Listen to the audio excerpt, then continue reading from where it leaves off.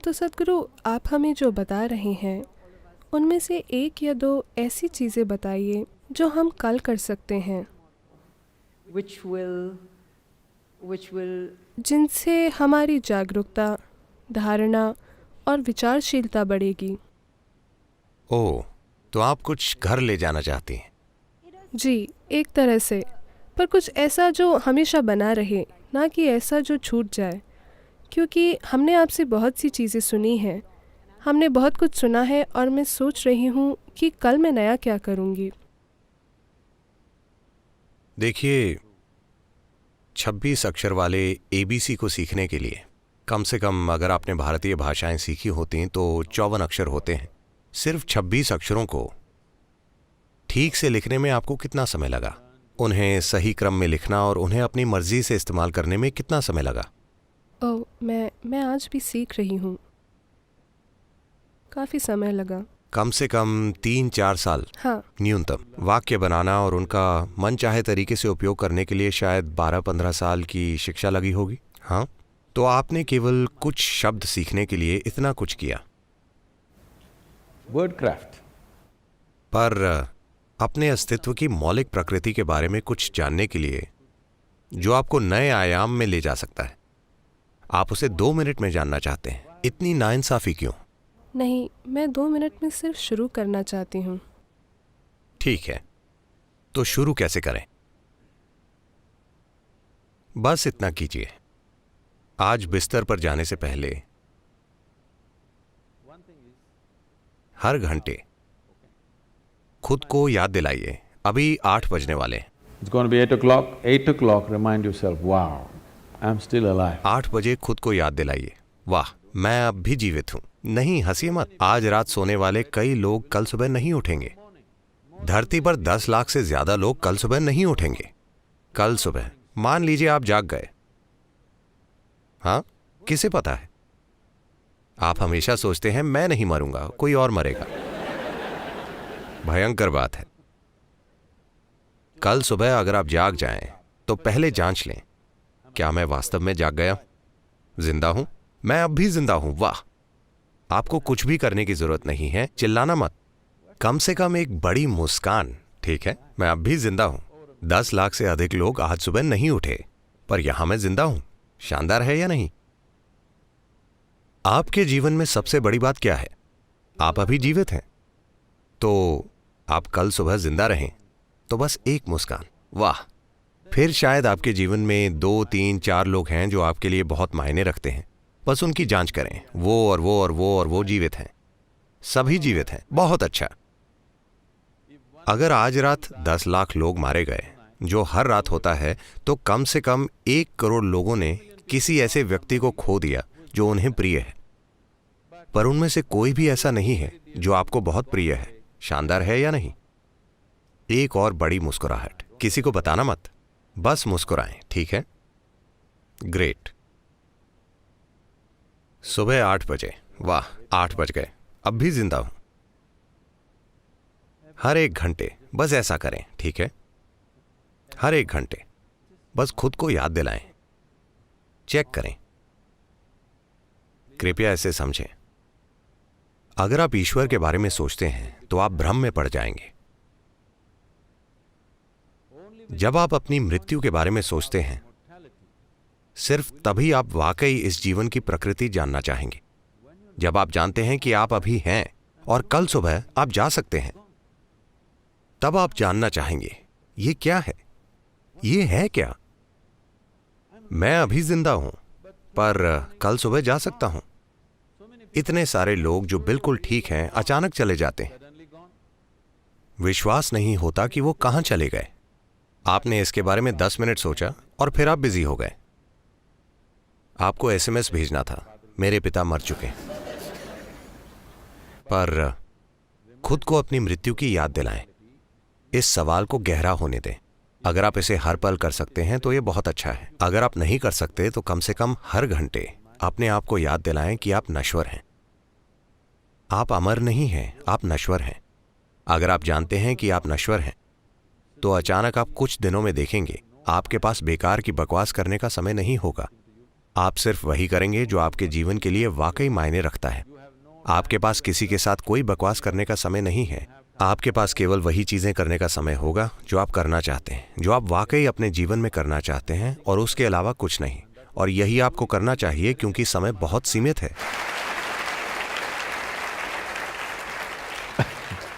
मैं चाहता हूं कि आप जानें कि ये एक छोटा जीवन है। अगर आप एक खुश व्यक्ति हैं तो, अगर आप एक दुखी व्यक्ति हैं तो निश्चित रूप से एक लंबा जीवन है। तो अगर आप खुश हैं और अगर आप 100 साल भी जीते हैं तो ये बहुत छोटा है। अगर आप दुखी हैं तो आप कितना लंबा जीवन जिएंगे आप जानते हैं। तो ये बहुत ही छोटा जीवन है। आपको उसके अलावा कुछ भी नहीं करना चाहिए जो आपके लिए वाकई मायने रखता है ना? हाँ या ना? पर आप इतनी बकवास कर रहे हैं जिससे आपका कोई लेना देना नहीं है, बस इसलिए कि आपको लगता है कि आप अमर हैं। वरना लोग कह रहे हैं नहीं नहीं, मैं 80 तक जीवित रहूंगा, शायद 100 तक, तो मैं 70 की उम्र में ये करूंगा। जब मैं 75 साल का हो जाऊंगा, जब मेरा सारा काम हो जाएगा, तो मैं अपने पड़ोसी को देखकर मुस्कुराऊंगा। जब संपत्ति के मुद्दे सुलझ जाएंगे, उसके बाद मैं उसे देखकर मुस्कुराऊंगा। ऐसी कोई गारंटी नहीं है। क्या यहां पर कोई 2 दिन के लिए गारंटी कार्ड लेकर आया है? नहीं। आप कल सुबह मर सकते हैं। मैं ये नहीं चाहता। मैं आपको लंबी उम्र का आशीर्वाद देता हूं, पर यह संभव है ना? हर दिन ये 10 लाख लोगों के साथ हो रहा है।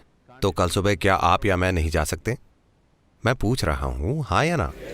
If you are conscious of your mortality, becoming aware will naturally happen. अगर आप अपनी मृत्यु के प्रति सचेत हैं तो जागरूक होना स्वाभाविक रूप से होगा, क्योंकि जीवित रहने का महत्व खिल उठेगा। आपने सभी प्रकार के शब्दों का उपयोग किया जो अमेरिकी तट से आए हैं, माइंडफुलनेस, जागरूकता, मानसिक सतर्कता। नहीं, आपको इन चीजों में फर्क करने की आवश्यकता है।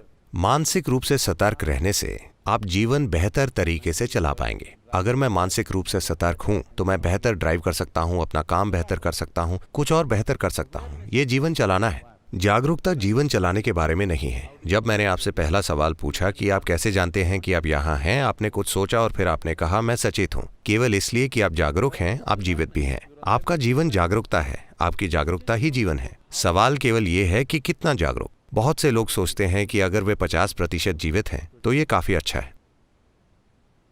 हाँ, आप 50% पर जी सकते हैं, पर आपको ये समझने की जरूरत है, अगर हम किसी को यातना देना चाहते हैं, अगर आप किसी को यातना देना चाहते हैं तो आप क्या करेंगे? आप उन्हें मार देंगे। मान लीजिए कि आपको नरक में रोजगार मिला, मान लीजिए आपको लोगों को प्रताड़ित करने का काम दिया गया, तो आप क्या करेंगे? मार डालेंगे? हेलो? नहीं, उन्हें आधा जीवित रखेंगे।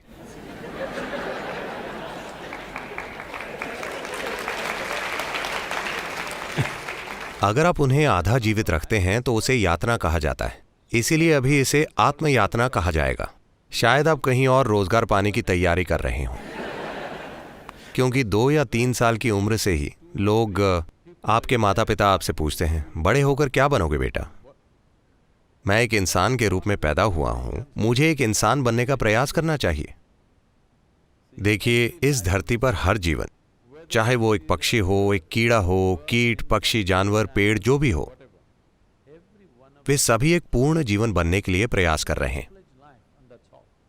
एक कीड़ा एक पूर्ण विकसित कीड़ा बनने की कोशिश कर रहा है, एक पेड़ एक पूरा पेड़ बनने की कोशिश कर रहा है। एक इंसान को भी एक पूर्ण मानव बनना होगा। नहीं नहीं, आप क्या बनेंगे का मतलब है आपको कैसी नौकरी मिलेगी 3 साल की उम्र से। ये पागलपन इस वजह से आया है क्योंकि इस देश की पिछली शताब्दी इतनी गरीबी में गुजरी है, लोग इतने वंचित रहे हैं। उन्हें लगता है कि अगर उनके पास नौकरी नहीं होगी तो वे खा नहीं पाएंगे। ये एक गरीबी से भरी चेतना से आता है। हमें आगे बढ़ना होगा। वो पीढ़ी गई। अभी अगर आपके दिमाग की कुछ कोशिकाएं काम कर रही हैं तो आप जीवन चला सकते हैं। आपको किसी डिग्री की जरूरत नहीं है। अगर आपके दिमाग की कुछ कोशिकाएं काम कर रही हैं तो आप जीवन चला सकते हैं। आज ये कोई मुद्दा नहीं है। एक समय ऐसा था जब ऐसा ही था, अब ऐसा नहीं है। इसे बदलने का समय आ गया है। सवाल ये है कि आप कैसे जिएंगे, ना कि आप क्या बनेंगे। आपके जीवन का अनुभव कैसा होगा? क्या ये चरम अनुभव बन जाएगा या ये सिर्फ एक औसत बकवास होगा? यही सवाल है। क्योंकि जब आप इंसानी रूप में आते हैं तो कुछ भी होता है वो काफी नहीं होता, कुछ और होने की जरूरत होती है। हाँ या ना? शायद आप सोचें कि आप अलग अलग काम कर रहे हैं। जो आदमी मंदिर जाता है, जो बार में जाता है, जो काम पर जाता है, जो दुनिया पर विजय पाने के लिए जाता है, every one of them is just seeking a larger slice of life. वे सभी बस जीवन का एक बड़ा अनुभव चाहते हैं। कुछ लोग मॉल जाते हैं, कुछ लोग पीडीएस जाते हैं। जैसे कुछ लोग सोचते हैं कि मंदिर में फ्री में मिल जाएगा, इसीलिए वे वहां जाते हैं। कोई दुनिया को जीतने के लिए जाता है, कोई शॉपिंग के लिए जाता है। ऐसा क्या है जो आप पाने की कोशिश कर रहे हैं? ये बस जीवन का एक बड़ा अनुभव पाने की कोशिश है। पर अगर आप अपने पास पूरी दुनिया भी इकट्ठी कर लें, तब भी कोई फर्क नहीं पड़ेगा। आपको बड़ा अनुभव नहीं मिलेगा। आपको बड़ा अनुभव तभी मिलेगा जब आपके देखने की क्षमता बढ़ाई जाएगी। अगर आपकी अनुभव करने की क्षमता नहीं बढ़ती, तो आपके आसपास सब कुछ हो सकता है, फिर भी आपका अनुभव वैसा ही रहेगा। आधुनिक जीवन बस यही है। किसी भी दूसरी पीढ़ी के पास हमारे जितनी चीजें नहीं थी। आज ज्यादातर घर गोदाम जैसे दिख रहे हैं, क्योंकि उनकी खरीदारी इतनी है, वे ये नहीं जानते कि सामान कहाँ रखा जाए। सब कुछ लोगों के ऊपर गिर रहा है। लोगों के लिए जगह नहीं है, घर चीजों से भरा है। पर क्या इससे खुशी मिली है? नहीं। आप अपना भीतरी अनुभव बाहर से तय नहीं कर सकते हैं, इसे भीतर से होना होगा। और आपका अनुभव जितना बड़ा है, आपका जीवन भी उतना ही बड़ा होगा, ना कि उतना जितना सामाजिक रूप से दूसरे लोग सोचते हैं। ये सामाजिक रूप से फायदेमंद हो सकता है, पर यह जीवन के संदर्भ में काम नहीं करेगा। इसीलिए जब हम जागरूकता शब्द कहते हैं, तो हम जीवन के जरूरी हिस्से की बात करते हैं। क्योंकि आप जागरूक हैं, सिर्फ इसलिए आप जीवित भी हैं। क्या ऐसा नहीं है? हाँ। अब सवाल ये है कि कितने जीवित? अगर उदाहरण देना हो तो अभी ये रोशनी मुझे अंधा कर रही है। अब अगर आप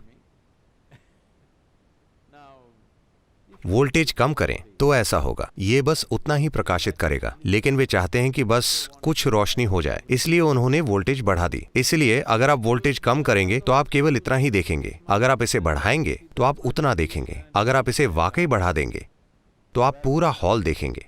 जागरूकता ऐसी ही है। आप कुछ इसलिए जानते हैं क्योंकि आप जागरूक हैं। अगर आप थोड़ा और अधिक जागरूक हो जाते हैं तो आपको कुछ और पता चल जाएगा। और अधिक जागरूक होंगे तो कुछ और। ये सभी शब्द जुड़े हुए हैं। प्रज्ञ, गुरु शब्द, ये सभी चीजें जुड़ी हुई हैं। क्योंकि प्रज्ञ का अर्थ है आप सचेत हैं। क्योंकि आप सचेत हैं, इसीलिए आपकी चेतना की तीव्रता के आधार पर आप अपने आसपास की हर चीज को एक हद तक जान पाते हैं। अब गुरु शब्द का अर्थ है, गु का अर्थ है अंधेरा। ये एक 4 अक्षर वाला शब्द है। रू का अर्थ है मिटाने वाला। तो एक गुरु आपको कुछ सिखाने वाला नहीं है, वो आपको फिलॉसफी देने वाला नहीं है, आपको विचारधारा देने वाला नहीं है। बस इतना है कि वो थोड़ा और प्रकाश देगा। थोड़े और प्रकाश का मतलब है इस हॉल में अंधेरा है और आप केवल पहली 2 पंक्तियां देख पा रहे हैं और आप उन्हें नहीं देख पा रहे। अगर मैंने एक टॉर्च से रोशनी की तो आपने देखा, ओ इतने लोग हैं, ये एक पूरी दुनिया है। पर मैंने टॉर्च बंद कर दी तो वहां कुछ है। अब मुझे देखना है। मुझे क्या करना होगा? मुझे अपनी खुद की एक टॉर्च चाहिए। ठीक है, यही काम है। मैं जिस घर में रह रहा हूं, वहां के बच्चे घोषणा कर रहे हैं वे गुरु की तरह नहीं हैं। वे गुरु की तरह बात नहीं करते, दिखते नहीं हैं, गुरु की तरह चलते भी नहीं हैं। वे गुरु नहीं हैं। मुझे बहुत खुशी है, मुझे सर्टिफिकेट मिल रहा है। Yes.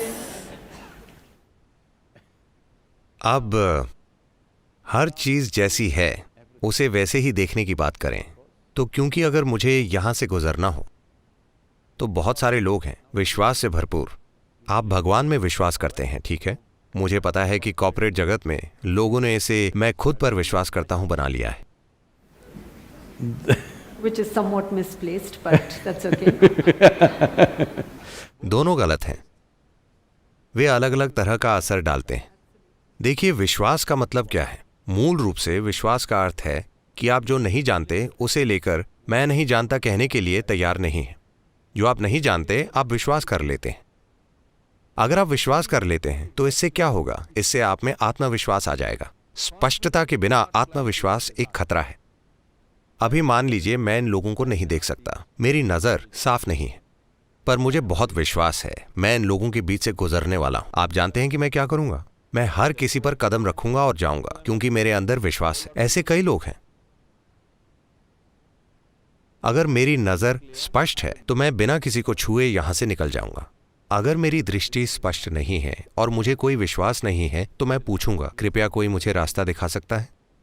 पर अब मेरे पास कोई स्पष्टता नहीं है, पर मुझे विश्वास है। ये एक विनाशकारी प्रक्रिया है। इसीलिए ईश्वर पर विश्वास करना, खुद पर विश्वास करना या किसी भी चीज पर विश्वास करना, ये एक झूठी बात है। आप खुद से झूठ बोल रहे हैं ऐसी चीज के बारे में जिसे आप जानते नहीं। Right, right. What is the problem? What I know, what I do not know, I do not know. What is the problem with this? समस्या क्या है? जो मुझे पता है पता है, जो मुझे नहीं पता नहीं पता। इसमें क्या परेशानी है? अगर इतनी ईमानदारी आपके जीवन में आ जाती है, बस ये समझ लीजिए, मैं जो जानता हूँ वो जानता हूँ, जो मैं नहीं जानता नहीं जानता। मैं किसी चीज पर विश्वास नहीं करता, ना ही किसी चीज पर अविश्वास करता हूँ। मैं हर चीज को देखने के लिए तैयार हूँ। आप एक समझदार इंसान बन जाएंगे और हर एक घंटे में आप खुद को याद दिलाएं कि आप नश्वर हैं और एक मुस्कुराहट के साथ खुशी मनाएं कि आप अब भी जीवित हैं। आप देखेंगे कि आपके साथ चमत्कार होंगे। So even अरे रुको रुको, 8 बज गए हैं। नहीं नहीं नहीं नहीं, हमारे पास और समय है, और समय है। मैं ये नहीं नहीं, मैं वो नहीं कह रहा हूँ। 8 बज गए हैं, अब भी जीवित हैं। वाह, हम सभी जीवित हैं that's और the मिलकर collective जश्न मना रहे celebration. हैं।